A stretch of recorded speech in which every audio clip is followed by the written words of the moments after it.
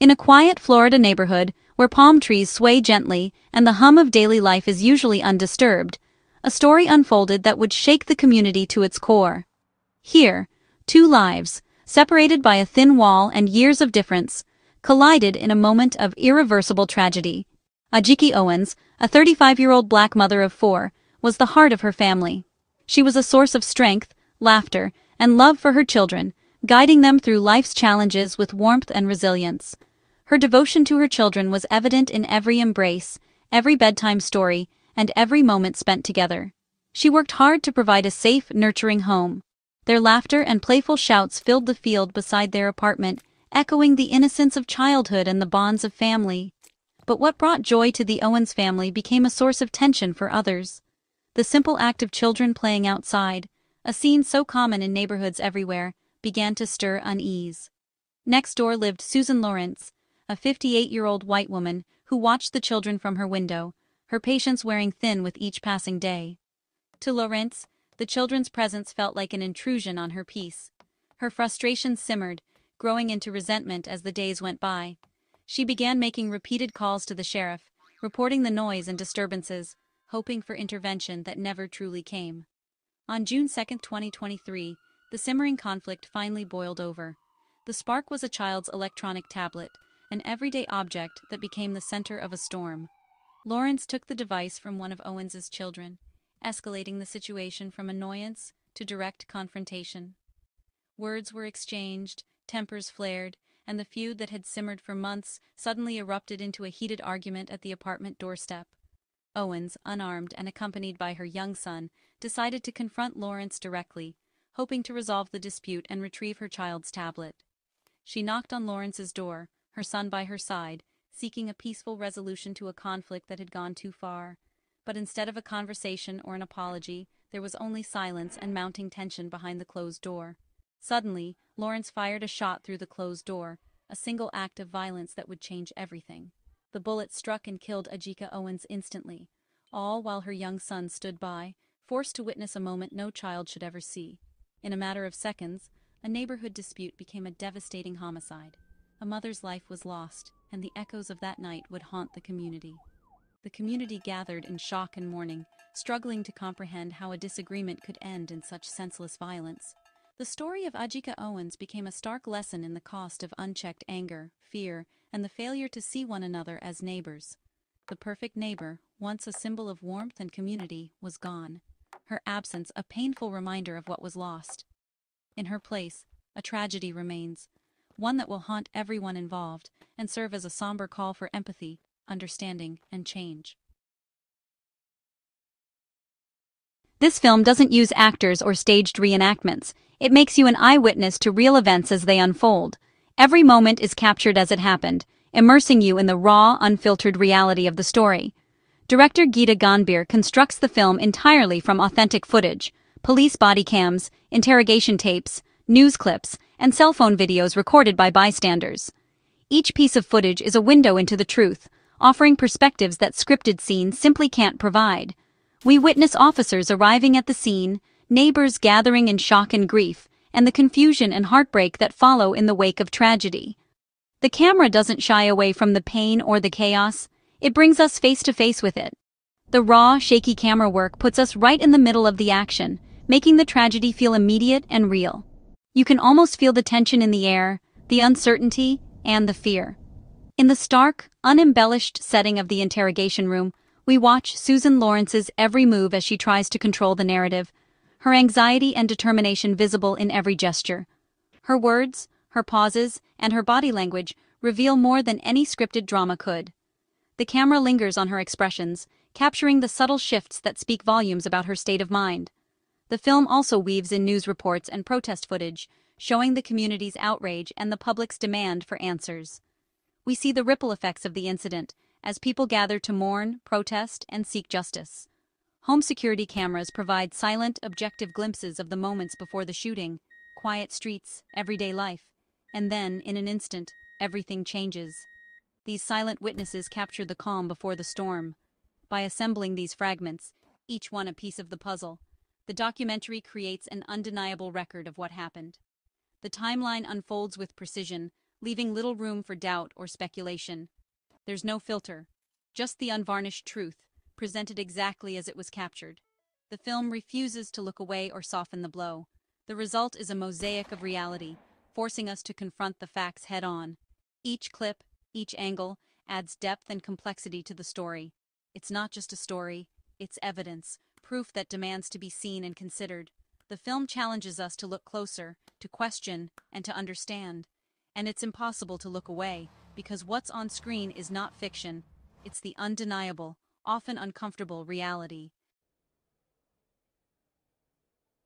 At the heart of this case is Florida's Stand Your Ground law. It allows deadly force if someone believes they're in imminent danger, with no duty to retreat. Susan Lorincz had researched this law before the shooting. Her interrogation echoed its language. She claimed fear for her life, even though she was behind a locked door and Owens was unarmed. The film exposes how this law can be twisted into a shield for violence. Lawrence's complaints were about noise, not threats. The documentary asks, is it reasonable to fear an unarmed mother at your door? Stand Your Ground was meant for self-defense, but here, it became a ready-made excuse. The film doesn't offer easy answers, but it forces us to question who the law really protects. Is it the innocent or the aggressor? Race is inseparable from Ajike Owens's killing. Owens was black, Lorincz, white, a dynamic loaded with history and bias. The film explores how race shaped the police response and the community's outrage. Lorincz wasn't arrested immediately. Authorities cited the need to review her Stand Your Ground claim. For many, this delay felt like a double standard. Protesters asked, would a black shooter have been treated the same? The film shows how blackness is often seen as a threat, while white fear is accepted as reasonable. Even the children's play was viewed as a menace. The documentary asks if the same complaints would have been made if the children were white. This wasn't just a neighbor dispute, it was a reflection of deep-seated racial bias. Everyday prejudice turned a shared space into a battleground. Lawrence's defense was fear, but the documentary uncovers a deeper motive: racism. Witnesses, including Owens's children, reported Lorincz used racial slurs and harassed them for months. In the interrogation room, cameras caught her muttering slurs when she thought she was alone. This evidence shatters her claim of being a terrified victim. The film shows the crime was driven by bigotry, not self-defense. The slurs and hostility reveal a pattern of racial harassment. Ignoring this motive would mean missing the real reason Owens died. The story shifts from a legal debate to a hate crime. Lawrence's fear was not of harm, but of black neighbors. The documentary insists, to understand the crime, we must confront the hate behind it.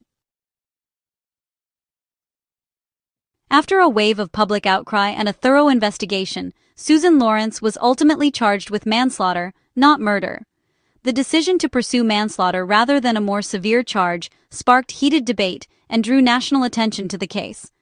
Prosecutors argued that Lawrence's actions were reckless and dangerous, but stopped short of calling them premeditated.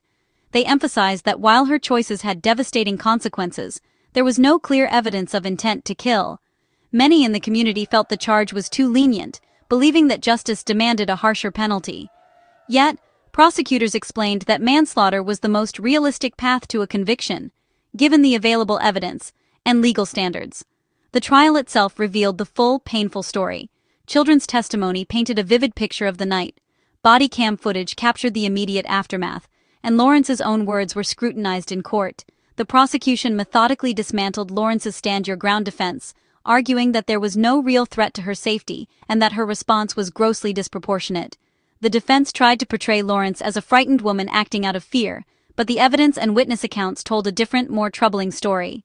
In the end, the jury saw through the facade and found Lorincz guilty of manslaughter, rejecting her claims of self-defense. The verdict brought a sense of relief and validation to Ajike Owens's family and the wider community, who had waited anxiously for justice to be served. The judge condemned Lawrence's actions and her apparent lack of remorse, making it clear that such behavior would not be tolerated. Lorincz was sentenced to 25 years in prison, a punishment meant to reflect the gravity of her actions and the pain caused to the victim's family. Justice in this case was slow and the process was difficult for everyone involved, but in the end, it was delivered. The case stands as a powerful warning about the dangers of unchecked fear and prejudice, and a reminder of the importance of accountability in our justice system. Documentaries promise objectivity, but holds a secret. Director Geeta Gandbhir had a personal connection. Her sister-in-law was Owens's close friend. This gave Gandbhir unique access and empathy, shaping the film's perspective. The documentary honors Owens's humanity, but the connection was never disclosed. This raises ethical questions about transparency in storytelling. Personal ties can deepen a film's impact, but they also influence what's shown and how. The audience believed they were seeing pure journalism, not a personal tribute. The film's truth remains, but knowing the director's link changes how we see it. It's a reminder: every story is shaped by who tells it. Exists because we live in a world of constant surveillance.